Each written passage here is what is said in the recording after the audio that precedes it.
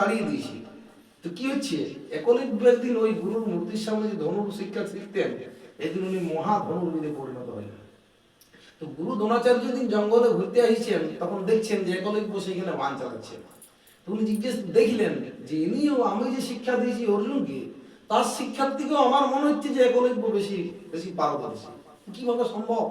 তো উনি একটু এগিয়ে গেলেন, যাই করে দেখলেন যে আমার মতনই একটা মূর্তি একলিঙ্গ এখানে করে রেখেছে, তাকে একলিঙ্গ প্রণাম করে তার কাছে বান চালাচ্ছে। এটি কিভাবে সম্ভব?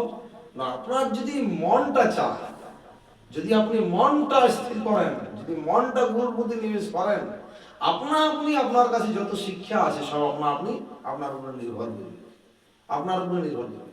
তো আমরা যে এই মনটা দিতে পারছি না গুরুকে, তার জন্য আমরা এলোমেলো ভাবে হয়ে আছি। আমাদের কখনো মন যাচ্ছে ভক্তি করব, বা কখনো মন যাচ্ছে করবো না, কখনো মন যাচ্ছে করি।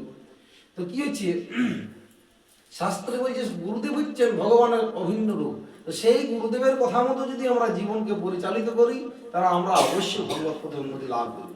প্রভুপাদ বলছেন আমার হাজার হাজার শিষ্য আছে, লাখ লাখ শিষ্য আছে, আমি সবার সান্নিধ্যে যেতে পারিনি।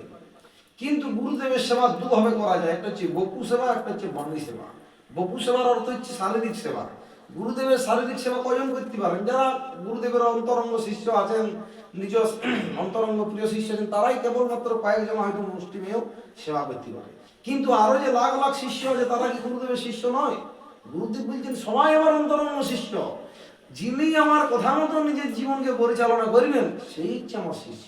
আর যিনি আমার কাছে দীক্ষা গ্রহণ করেছেন অথচ আমার কথা মতো জীবনকে পরিচালনা করছেন নাই, তিনি কিন্তু আমার শিষ্য নয়। খুব পরিষ্কার বললেন। আর আমার সান্নিধ্য তুমি লাভ করতে পারো আমার গ্রন্থের মাধ্যমে। আমি আমার নিজেকে বিলিয়ে দিয়েছি আমার সমস্ত গ্রন্থের মাধ্যমে। আপনি আমার সান্নিধ্য লাভ করতে পারেন আমার গ্রন্থের মাধ্যমে। তাই প্রভুপাদের সান্নিধ্য যদি আমরা লাভ করতে চাই, প্রভুপাদের গ্রন্থ পড়তে পারি, প্রভুপাদের ভক্তের সঙ্গ করতে পারি, সেই ভক্তের মুখ থেকে যদি কথা শুনি, আমরা আমাদের জীবনকে পরিপূর্ণ করতে পারি, ভক্তিপথে উন্নতি করতে পারি।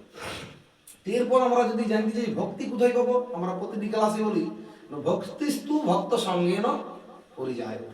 ভক্তি কোথায় পাবো না, যদি ভক্ত সঙ্গ করি। শাস্ত্রে লেখা আছে। তো ভক্ত কাকে বলা হচ্ছে না, ভক্ত কাকে বলা হচ্ছে? ভগবান বলছেন এক জায়গায় অর্জুনকে যে হে অর্জুন, ভক্ত কাকে বলা হয়? যে মে ভক্ত জনা প্রার্থনে মে ভক্তাশ্চ তে জনা হ মদ ভক্তানাং চ যে ভক্তাস্তে মে ভক্ত তোমা মতঃ। এটা কোথায় বলা হচ্ছে না, আদি পুরাণে এই জিনিসটা বলা আছে। এই কথাটার অর্থ না, স্বয়ং ভগবান শ্রীকৃষ্ণ অর্জুনকে বলেছিলেন যে হে পার্থ, যারা কেবল আমারই ভক্ত, তারা কিন্তু বস্তুত আমার